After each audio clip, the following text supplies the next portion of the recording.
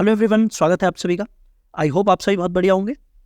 जैसा कि हम लोगों ने एक नई यूनिट स्टार्ट की है, वो है कैलकुलस। कैलकुलस का जो पहला टॉपिक है वो है सेट्स। ये सेट्स की सेकंड वीडियो है और आज की वीडियो में हम सेट्स को कंप्लीट करने का ट्राई करेंगे। आज हम क्या पढ़ने वाले हैं? आज हम करेंगे वेन डायग्राम और उसकी कुछ प्रॉपर्टीज़। आज की वीडियो स्टार्ट करने से पहले हम कल की वीडियो का थोड़ा सा रिवाइज करते हैं। कल क्या क्या पढ़ा हमने?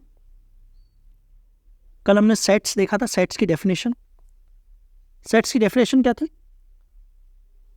Well defined collection of object, मतलब ऐसे ऑब्जेक्ट का कलेक्शन जो वेल डिफाइन है। वेल डिफाइंड मतलब जो पर्सन टू पर्सन वेरी ना करे, जो चेंज ना हो। जैसे नेचुरल नंबर का सेट हुआ, या प्राइम नंबर का सेट हुआ, या इवन नंबर का सेट हुआ, या ऐसे नंबर का सेट जो 5 से डिविजिबल हो, मतलब जो सबके लिए सेम हो, पर्सन टू पर्सन वेरी ना करे, उन्हें कहा जाता था सेट, उन नंबर्स के कलेक्शन को। ठीक है, उसके बाद हमने सेट्स को रिप्रेजेंट करने के दो तरीके देखे थे, रोस्टर फॉर्म और सेट बिल्डर फॉर्म। दोनों तरीके देखने के बाद हम आ गए थे टाइप्स ऑफ सेट्स पर। टाइप्स ऑफ सेट्स में फर्स्ट टाइप क्या देखा था हमने? फर्स्ट टाइप देखा था नल सेट। नल सेट क्या होता है? ऐसा सेट जिसमें नंबर ऑफ एलिमेंट जीरो, मतलब जिसमें नंबर ऑफ एलिमेंट ना हो, उन्हें कहा जाता है नल सेट या एम्प्टी सेट या फिर वॉइड सेट, जिसे हमने 5 से या कर्ली ब्रैकेट से डिनोट किया था। सेकंड क्या पढ़ा था हमने? Singleton set. सिंगलटन सेट ऐसा सेट जिसमें नंबर ऑफ एलिमेंट 1 हो, जिसमें एक ही नंबर ऑफ एलिमेंट हो, उसे सिंगलटन सेट कहते थे। थर्ड पढ़ा हमने फाइनाइट सेट। फाइनाइट सेट मतलब ऐसा सेट जिसमें नंबर ऑफ एलिमेंट फाइनाइट हो, जो काउंटेबल हो, है ना। और फोर्थ पढ़ा था इनफाइनाइट। इनफाइनाइट सेट मतलब नंबर ऑफ एलिमेंट जिसमें इनफाइनाइट हो, जिन्हें काउंट ना किया जा सके, जैसे नेचुरल नंबर का सेट हुआ या इवन नंबर का सेट हुआ। ये तो चलते ही रहते हैं, इनफाइनाइट है, इसलिए इन्हें इनफाइनाइट सेट कहते हैं। फिफ्थ क्या पढ़ा हमने? Equal set. और सिक्स्थ पढ़ा हमने इक्विवेलेंट। इक्वल सेट क्या था? इक्वल सेट मतलब जिन ऐसे दो सेट जिनके नंबर ऑफ एलिमेंट बराबर हो और जिनमें एलिमेंट्स वो भी सेम हो, उन्हें कहते थे इक्वल सेट। इक्विवेलेंट मतलब ऐसे सेट जिसमें नंबर ऑफ एलिमेंट बराबर हो। अब एलिमेंट्स बराबर हो या ना हो, लेकिन नंबर ऑफ एलिमेंट बराबर होंगे तो उन्हें कहेंगे इक्विवेलेंट सेट। और जिनमें नंबर ऑफ एलिमेंट और एलिमेंट्स दोनों बराबर, एलिमेंट्स भी सेम है, उन्हें कहेंगे इक्वल सेट। अच्छा, यहां से एक कंक्लूजन निकल रहा है कि जो इक्वल सेट्स हैं वो इक्विवेलेंट तो है ही, क्योंकि इक्वल सेट क्या होते हैं? जिनमें नंबर ऑफ एलिमेंट भी बराबर है, तो नंबर ऑफ एलिमेंट बराबर हो गए मतलब इक्विवेलेंट तो हो ही गया। तो यहां से एक कंक्लूजन निकल गया। क्या निकल गया? कि all equal sets are equivalent. All equal sets equivalent. लेकिन इसका उल्टा सही है क्या? इक्विवेलेंट इक्वल हो सकते हैं? नहीं, क्योंकि इक्विवेलेंट मतलब जिनमें केवल नंबर ऑफ एलिमेंट बराबर हो, एलिमेंट्स भले अलग होंगे। तो इसे हम कह सकते हैं बट, आगे क्या कह सकते हैं? But वाइसा versa is not true.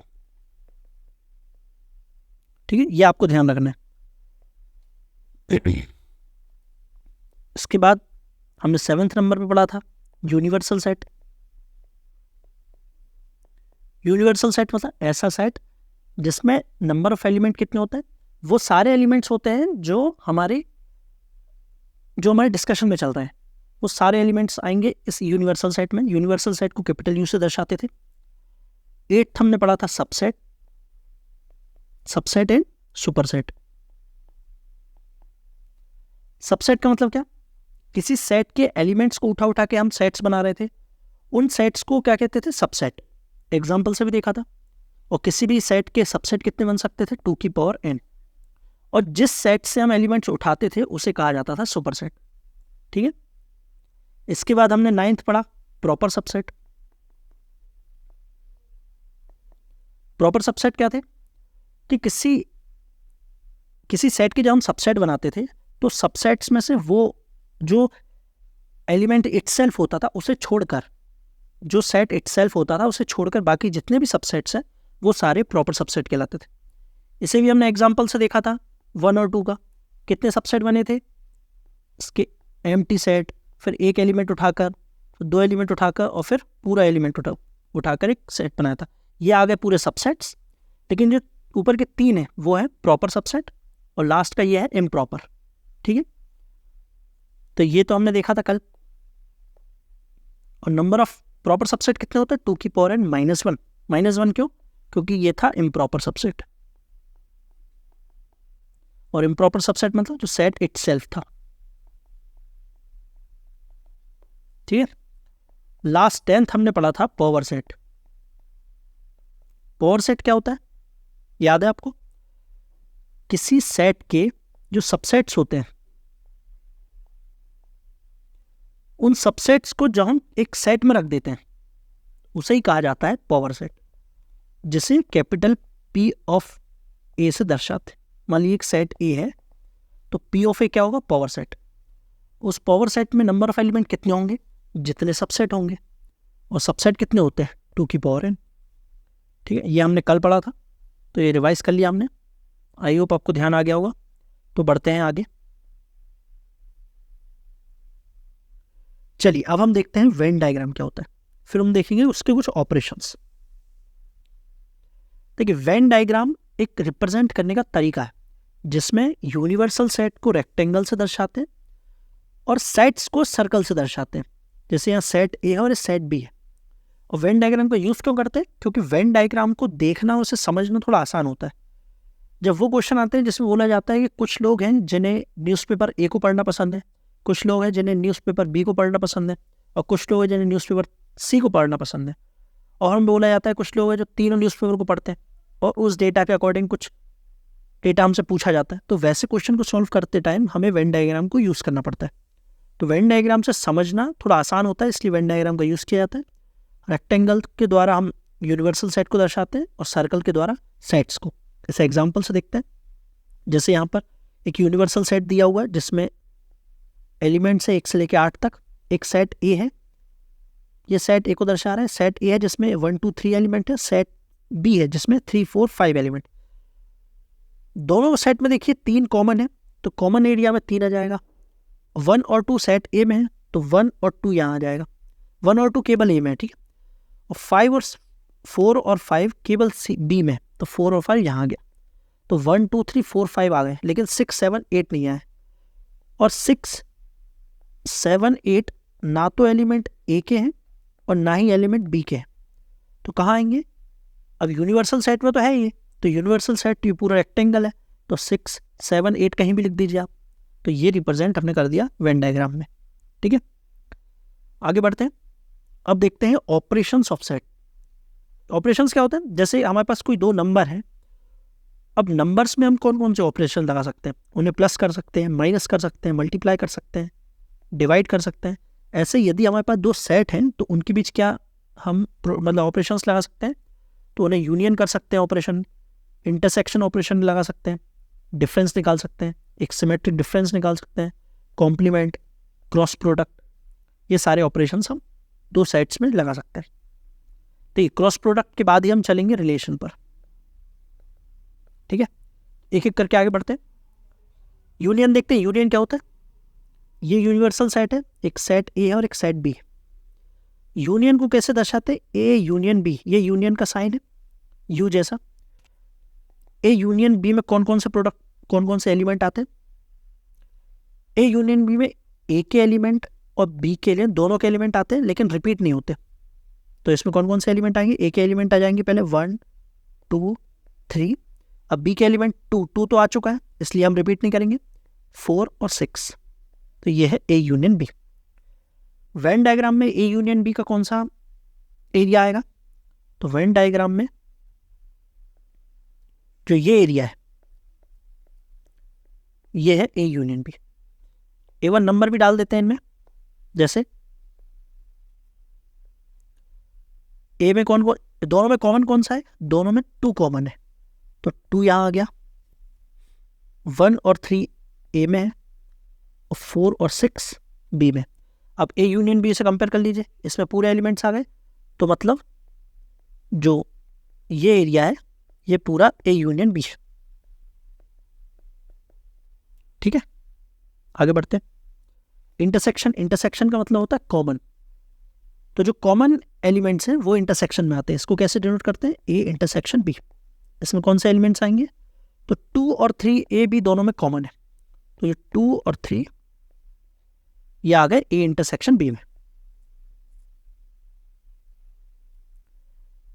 अब ये डायग्राम में कॉमन एरिया कौन सा है? ये जो कॉमन एरिया है यही है ए इंटरसेक्शन बी। ठीक है, आगे बढ़ते हैं। कॉम्प्लीमेंट, कॉम्प्लीमेंट क्या होता है? इसे डिनोट कैसे करते हैं? कॉम्प्लीमेंट को डिनोट करते हैं ए के ऊपर या तो बार लगा दो, या फिर ए के ऊपर सी लिख दो, या फिर ए के ऊपर डैश लगा दो। इन तीनों से कॉम्प्लीमेंट को दर्शाया जाता है। कॉम्प्लीमेंट का क्या मतलब है?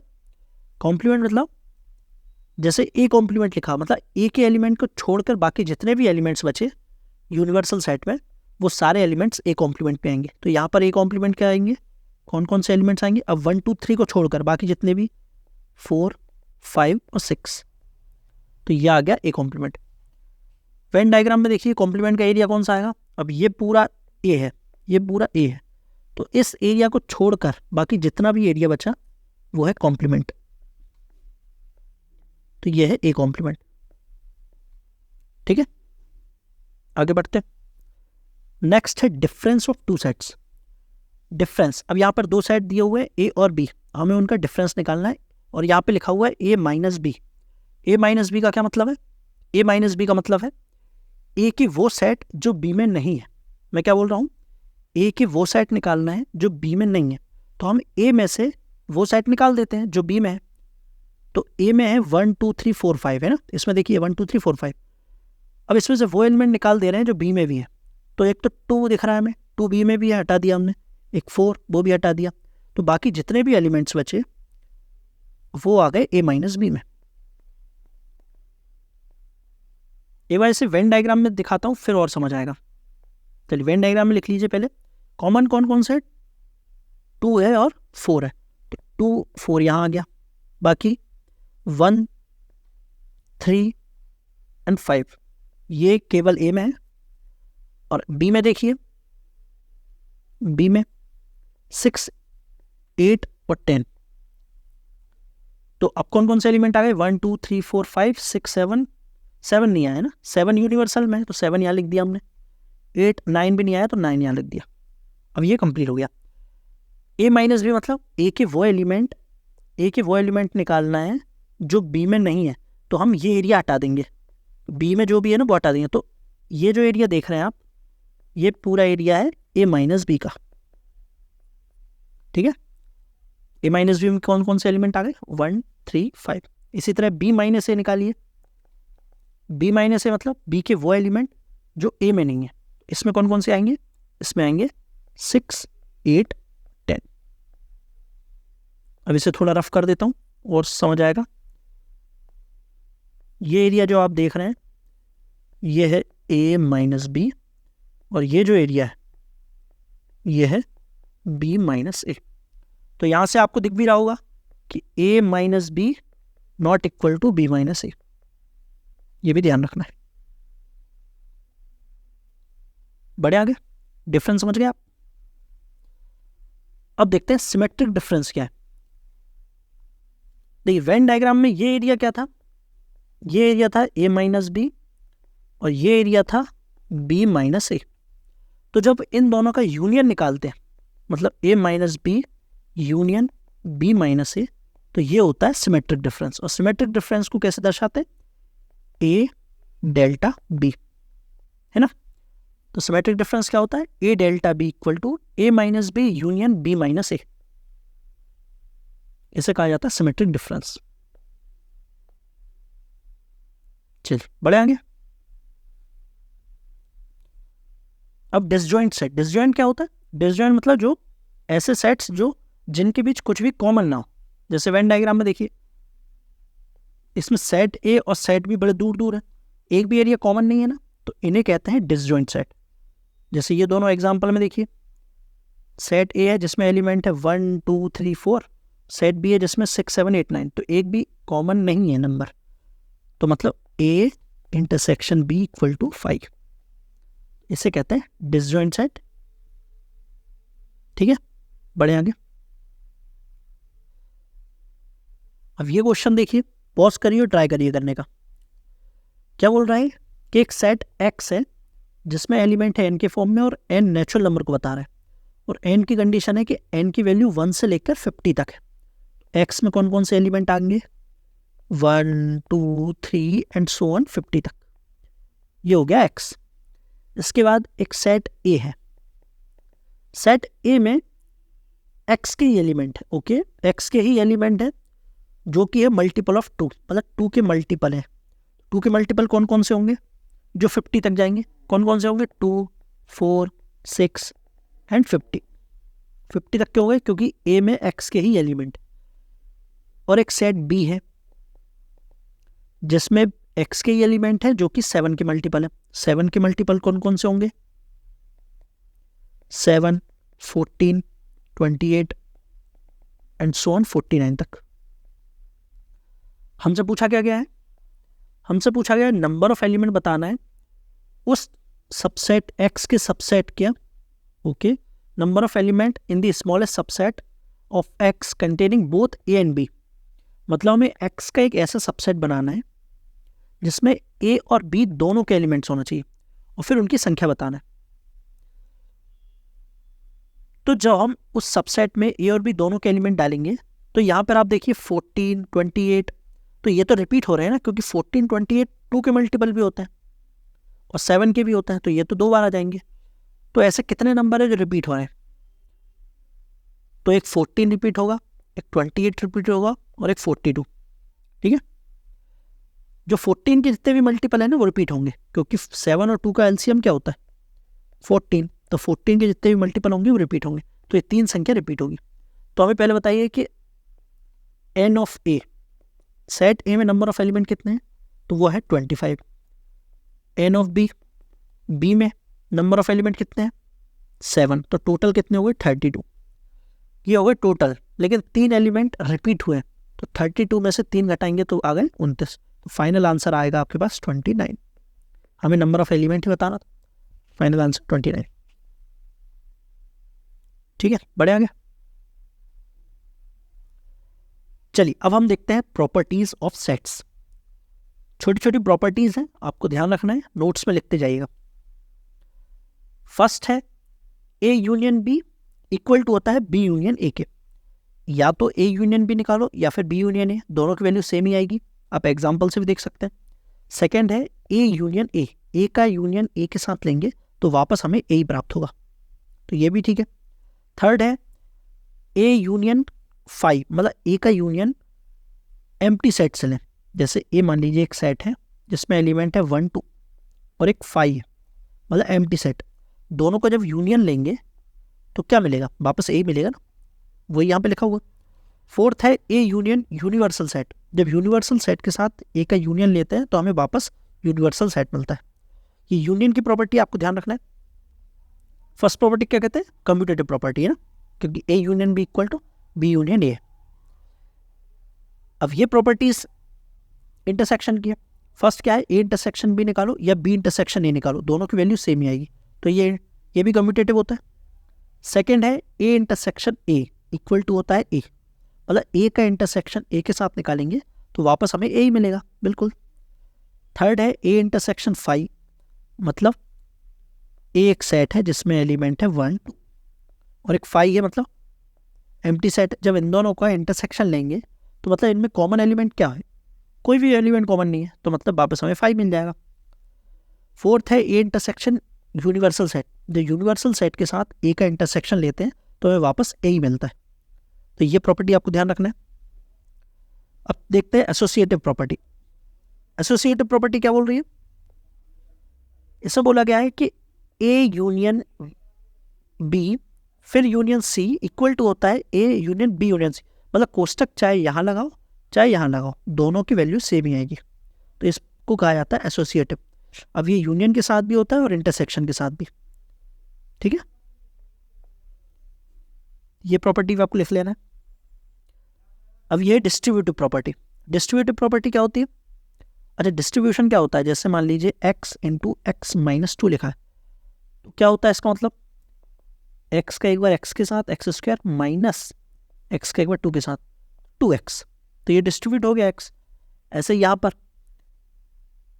पर क्या है कि a जो है एक बार b के साथ डिस्ट्रीब्यूट होगा, फिर एक बार c के साथ। क्या लिखा हुआ है? a union b intersection c equal to a एक बार b के साथ तो a यूनियन b, एक बार c के साथ a यूनियन c। और बीच में क्या आएगा? यहाँ पर बीच में क्या आता था? यहाँ पर बीच में माइनस है बीच में, तो यहाँ पे माइनस आएगा, तो यहाँ पर बीच में इंटरसेक्शन है तो यहाँ पे इंटरसेक्शन आएगा। ठीक है,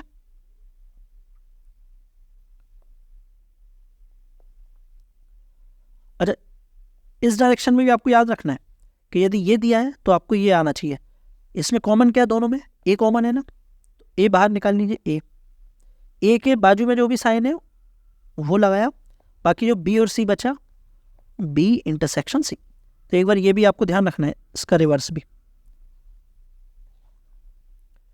ऐसे ही इंटरसेक्शन के साथ भी होता है। ये यूनियन का दिया हुआ है, ये यूनियन का दिया हुआ है ना। अब इंटरसेक्शन का क्या हुआ? यदि A intersection B union C हो तो इसको कैसे करेंगे? ए इंटरसेक्शन बी, ए का बी के साथ हो गया, अब ए का सी के साथ ए इंटरसेक्शन सी, और बीच में क्या आएगा? बीच में आएगा यूनियन, क्योंकि बीच में यहाँ पे यूनियन है। अब इसका रिवर्स देखिए, दोनों में क्या है? ए कॉमन है, ए के साथ कौन सा साइन है? इंटरसेक्शन। फिर क्या बचा? बी और सी, तो बी और सी बीच में कौन सा आएगा? जो यहाँ पर। तो ये रिवर्स भी आपको ध्यान रखना है। तो एक बार अच्छे से लिख देता हूँ यहाँ पर, इंटरसेक्शन वाला A intersection B union C equal to होगा ए इंटरसेक्शन बी और एक बार ए इंटरसेक्शन सी और बीच में यूनियन। अब D Morgan's law. D Morgan's law क्या होता है? ए यूनियन बी का होल कॉम्प्लीमेंट लेंगे तो कॉम्प्लीमेंट अंदर जाएगा तो ए कॉम्प्लीमेंट आ गया और बी कॉम्प्लीमेंट आ गया, और यूनियन का हो जाता है इंटरसेक्शन। इसी तरह यदि बीच में इंटरसेक्शन है तो अंदर जाकर ए कॉम्प्लीमेंट और बी कॉम्प्लीमेंट के बाद इंटरसेक्शन यूनियन में बदल जाएगा। तो ये प्रॉपर्टी आपको ध्यान रखना है, इंपॉर्टेंट प्रॉपर्टी है। अब कुछ प्रॉपर्टीज और है कि ए कॉम्प्लीमेंट का कॉम्प्लीमेंट लेंगे तो वापस ए मिल जाता है, और ए इंटरसेक्शन ए कॉम्प्लीमेंट तो हमें मिलता है 5, तो ये भी ठीक है। इसी तरह ए यूनियन ए कॉम्प्लीमेंट तो मिलता है यूनिवर्सल सेट। इसे डायरेक्ट इसे आप डायग्राम से देख सकते हैं। जैसे यूनिवर्सल सेट है, एक सेट ए है, ये सेट ए को बता रहा है और ये एरिया बता रहा है कॉम्प्लीमेंट को। तो जब ए और ए कॉम्प्लीमेंट का यूनियन लेंगे तो पूरा ये यूनिवर्सल सेट आ जाएगा, और जब इनका इंटरसेक्शन लेंगे तो इंटरसेक्शन तो कुछ आएगा ही नहीं, इसलिए 5 आ जाएगा। ठीक है, वैसे तो ईजी है, आपको समझ आ रहा होगा। बढ़ते आगे, चलिए अब हम चलते हैं अपने लास्ट टॉपिक पर, जो कि है cardinal number. Cardinal number complete करने के बाद हम चलेंगे अपने क्वेश्चंस पर, और ज़्यादातर क्वेश्चन इसी टॉपिक पर बनते हैं। कार्डिनल नंबर होता क्या है? इसका मतलब होता है किसी सेट में नंबर ऑफ एलिमेंट कितने। इसके लिए हमें कुछ फॉर्मूलेस पढ़ना है, वो एक बार देख लेते हैं। फर्स्ट है N of A union B, मतलब ए यूनियन बी में नंबर ऑफ एलिमेंट कितने हैं, ये निकालने के लिए क्या फॉर्मूला है? N of A plus N of B minus N of A intersection B. अच्छा, इसे समझने के लिए वेन डायग्राम पर देखते हैं।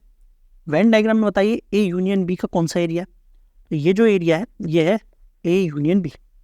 हमें इसमें नंबर ऑफ एलिमेंट बताना है, तो फॉर्मूले के थ्रू चलते हैं। फॉर्मूले में क्या है कि पहले एन ऑफ ए, मतलब ये जो ए है उसे एक बार जोड़ा, फिर प्लस एन ऑफ बी, एक बार सेट बी को जोड़ा। तो हम देख रहे हैं कि जो कॉमन एरिया है वो 2 बार जुड़ गया। ये जो कॉमन एरिया है ना, ये 2 बार जुड़ रहा है, तो हमें एक बार माइनस करना पड़ेगा, इसलिए इसे एक बार माइनस करना। तो ये फॉर्मूला आप समझ गए कैसे आया?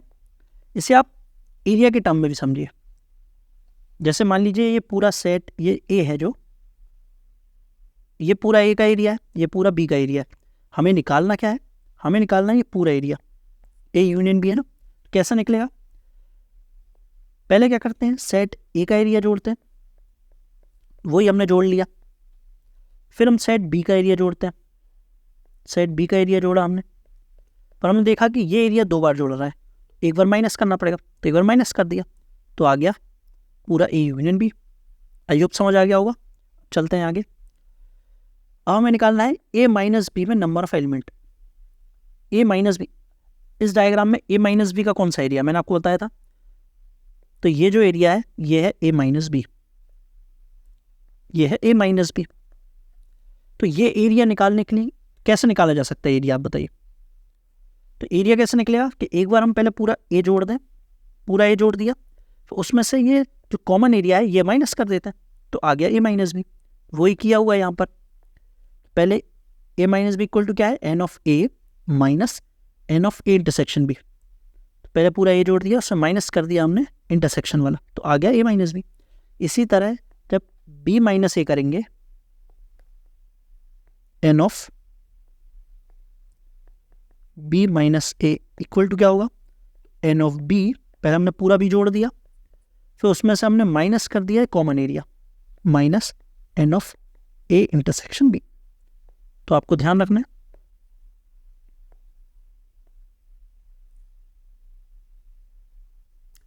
ये जो एरिया है ये है ए माइनस बी, और ये जो एरिया है वो है B minus A.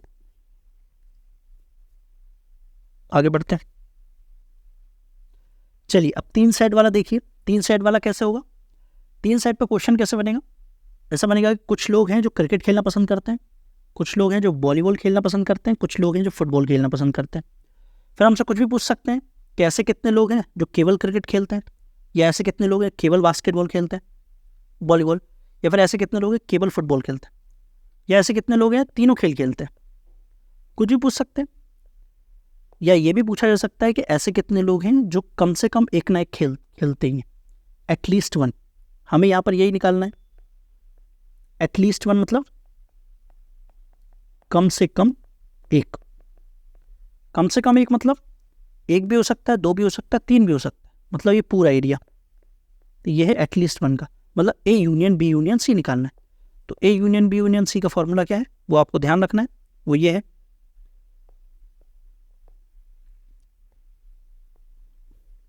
N of A union B union C equal to होता है N of A plus N of B plus N of C minus N of A intersection B minus N of B intersection C minus N of C intersection A plus N of A intersection B intersection C.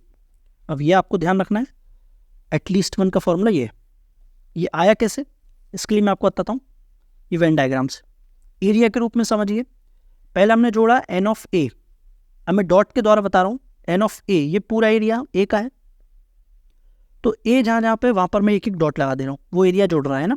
N of ए मतलब एक area ये जोड़ रहा है, एक dot यहाँ एक dot यहाँ, ए जहाँ जहाँ है वहाँ डॉट लगा दिया, तो ये एरिया ए में जुड़ गया।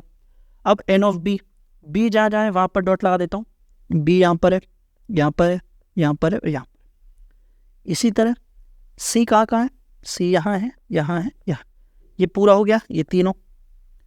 इसके बाद अब हम देख पा रहे हैं कि हर एरिया को एक एक बार जोड़ना चाहिए, लेकिन ये एरिया 2 बार जोड़ रहा है, ये एरिया भी 2 बार, ये एरिया भी 2 बार, और ये एरिया तो 3 बार जोड़ रहा है। हमने एक डॉट कम लगाया क्योंकि जब सी में लगा रहे थे यहाँ पे भी एक डॉट लगना था ना, ये ग्रीन यहाँ लगा और यहाँ पे लगा, ठीक है। अब देख पा रहे हैं कि ये एरिया तो 3 बार जुड़ गया और बाकी एरिया ये दो बार जुड़ रहा है, लेकिन एक एक बार ही जोड़ना है, इसलिए हम माइनस कर रहे हैं N of A intersection B.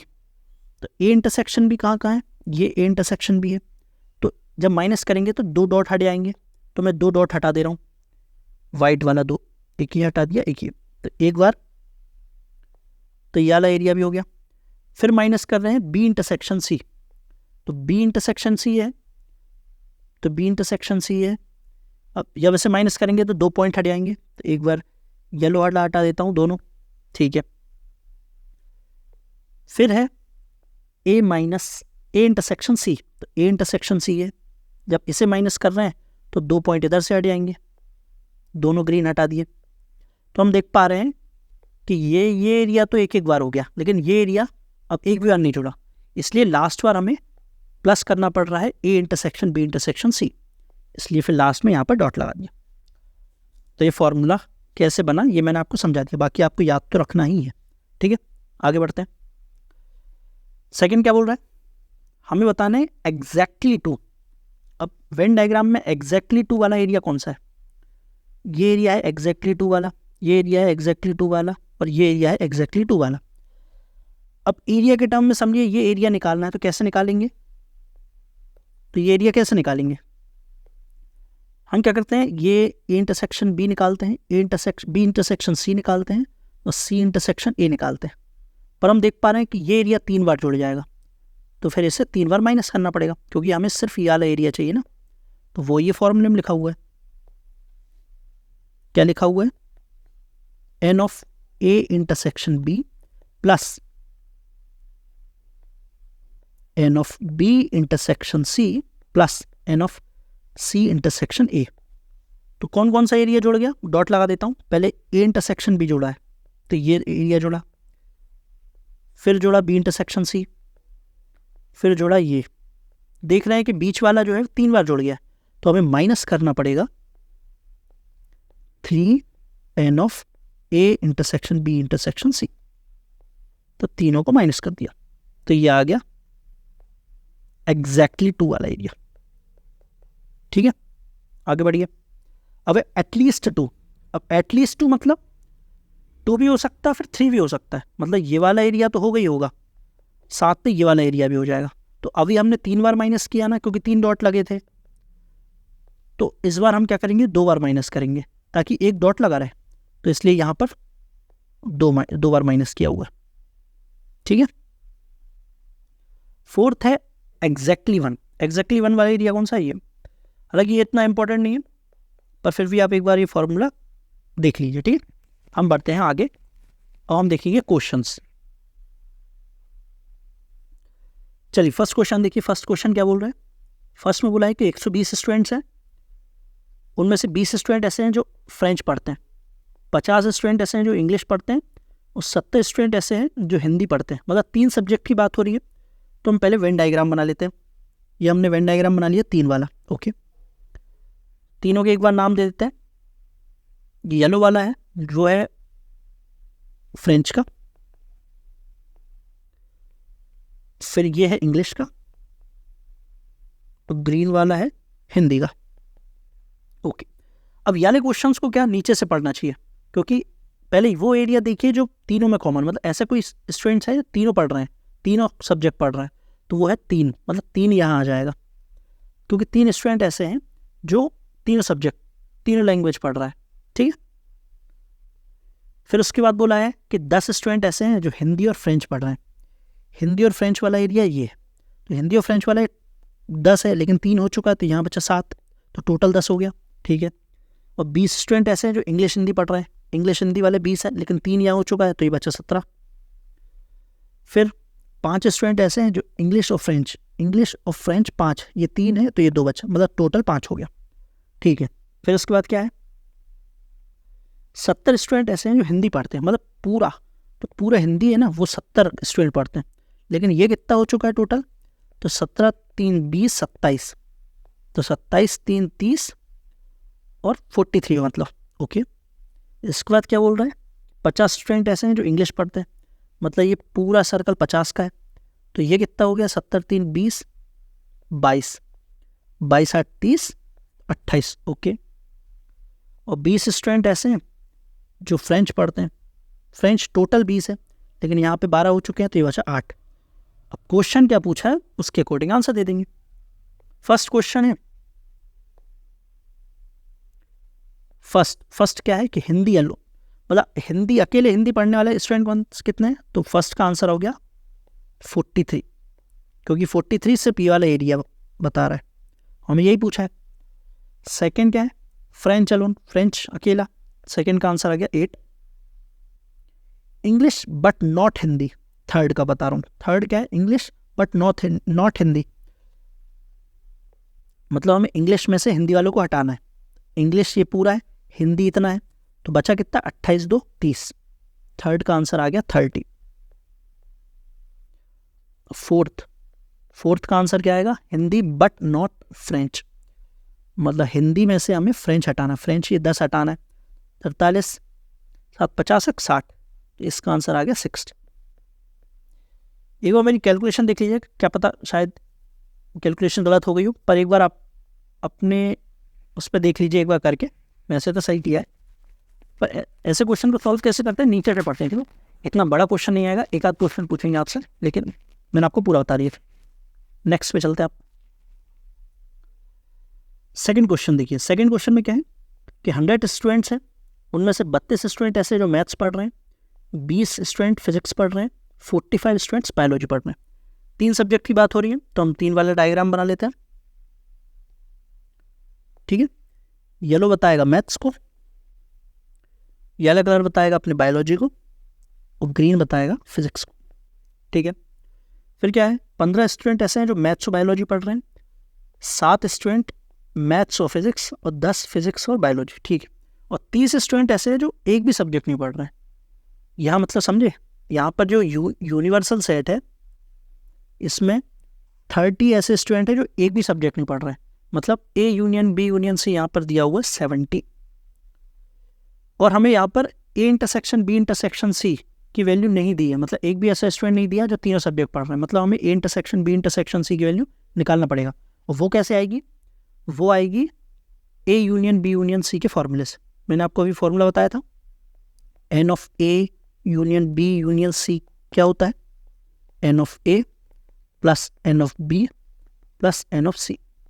सारे क्वेश्चन वेन डायग्राम से नहीं होते, कुछ क्वेश्चन में कई बार फॉर्मूला लग जाता है, तो यहाँ पर इसका फॉर्मूला क्या होता है, फिर इसके minus N of A intersection B minus N of B intersection C minus N of C intersection A plus N of A intersection B intersection C. Value रखते जाइए, ए यूनियन बी यूनियन की सेल, A union B union C, इसकी value क्या है? 70, क्योंकि 30 तो ऐसे जो एक भी नहीं पढ़ते। एन ऑफ ए क्या है?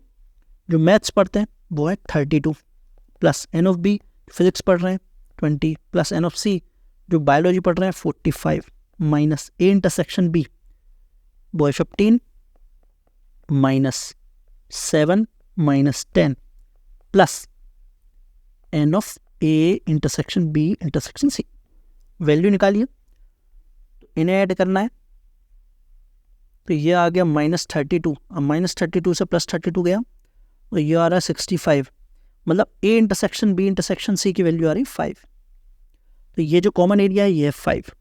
अब मैं इसे रफ कर दे रहा हूँ, ये फॉर्मूला आपको याद रखना है बस, A intersection B intersection C 5 आ गया। अब ये 5 है, अब पीछे से पढ़िए, 10 स्टूडेंट ऐसे हैं जो फिजिक्स और बायोलॉजी पढ़ रहे हैं, फिजिक्स बायोलॉजी वाले 10 हैं, तो ये 5 बचा।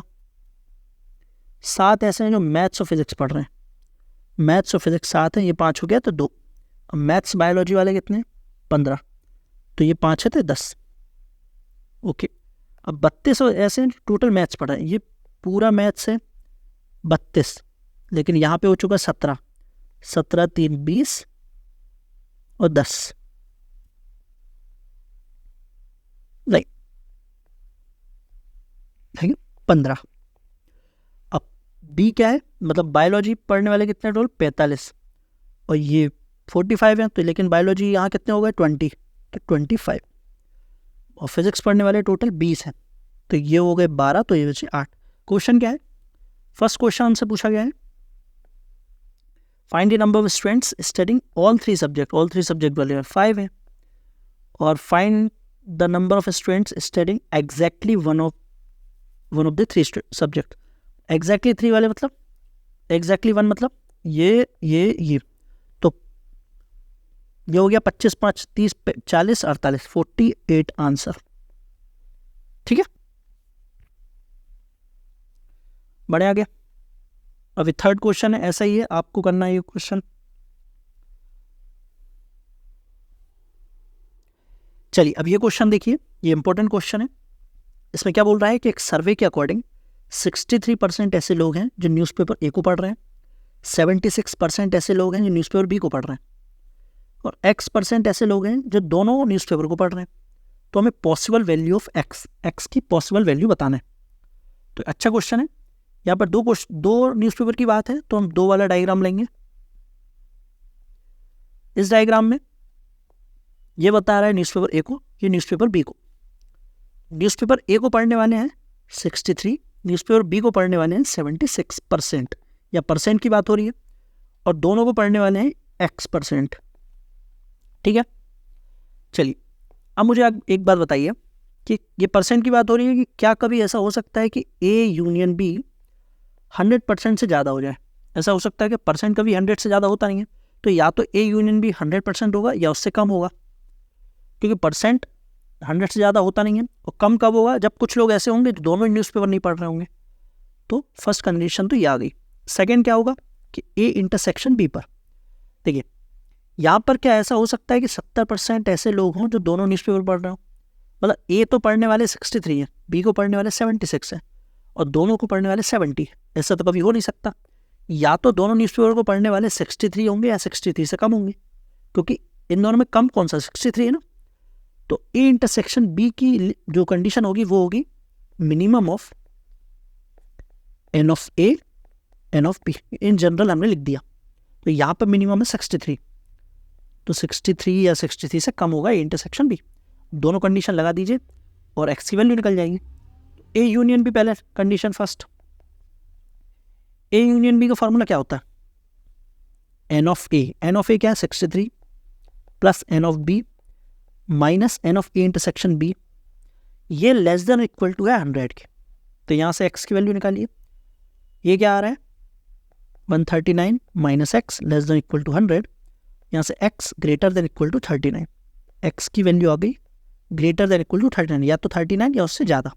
ठीक है, सेकंड कंडीशन क्या आएगी कि x इंटरसेक्शन x की value less than equal to 63, तो ये आ गई सेकंड कंडीशन।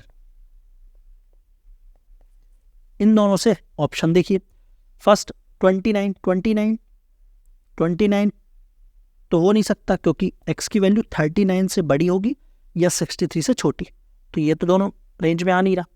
37 ये भी नहीं आ रहा रेंज में। 65 ये 63 से ज़्यादा हो गया, तो ये भी नहीं। 55 हाँ ये आंसर हो सकता है, तो आंसर आ गया डी। क्लियर हुआ? नहीं हुआ तो एक बार रिवाइंड करना है, फिर से देखना है। ठीक है, बढ़ते हैं आगे। ये क्वेश्चन देखिए, ये भी सेम क्वेश्चन है। इसमें क्या बोला गया है कि 73% ऐसे लोग हैं जिन्हें कॉफ़ी पीते हुए काम करना पसंद है, 63% ऐसे लोग हैं जिन्हें टी चाय पीते हुए काम करना पसंद है, x% ऐसे लोग हैं जो दोनों कॉफ़ी और चाय दोनों पीना पसंद करते हैं। तो हमें x की वैल्यू बताना है इनमें से क्या नहीं हो सकती है। तो वही कंडीशन लगा दीजिए कि a यूनियन v की वैल्यू 100 से छोटी या बराबर होगी। तो a यूनियन b क्या होगा यहाँ पर? 63 plus 65 minus X less than equal to 100। तो यहाँ से x की वैल्यू बताइए 8, तो यहाँ से x की वैल्यू आ गई ग्रेटर देन इक्वल टू 38। एक कंडीशन ये होगी, और एक कंडीशन होगी क्या? लेस देन इक्वल टू, इन दोनों में कौन लोएस्ट क्या है? 63 65, x की value less than equal to 65 होगी। इन दोनों बीच की जो रेंज है उसमें ऑप्शन देखिए 63 इन दोनों के बीच में आ रहा है क्या? हाँ आ रहा है, मतलब ये तो हो सकती है वैल्यू, लेकिन हमें बताना है कैन नॉट बी, तो ये तो आंसर होगा नहीं। 36 हाँ 36 होगा आंसर, क्योंकि 36 x की वैल्यू जो है 38 से बड़ी होना चाहिए, लेकिन ये 36 है, तो आंसर आ गया बी। सी है 54 हो सकती है क्योंकि दोनों की रेंज के बीच में। 38 हाँ 38 भी हो सकती है क्योंकि x की वैल्यू या तो 38 या 38 से बड़ी होगी, तो आंसर आ गया बी। ठीक है, तो यहाँ पर हमारा सेट्स समाप्त होता है। नेक्स्ट वीडियो से हम स्टार्ट करेंगे रिलेशन। ठीक है, यदि आपको सेट्स समझ आया हो, पसंद आया हो, तो आपको वीडियो को लाइक करना है, चैनल को सब्सक्राइब करना है और वीडियो को शेयर भी करना है दोस्तों के साथ। ठीक है, और समझ आया नहीं आया, कैसा आया, कहाँ पर डाउट है, वो कमेंट सेक्शन में बताना है। तो मिलते हैं नेक्स्ट वीडियो में रिलेशंस।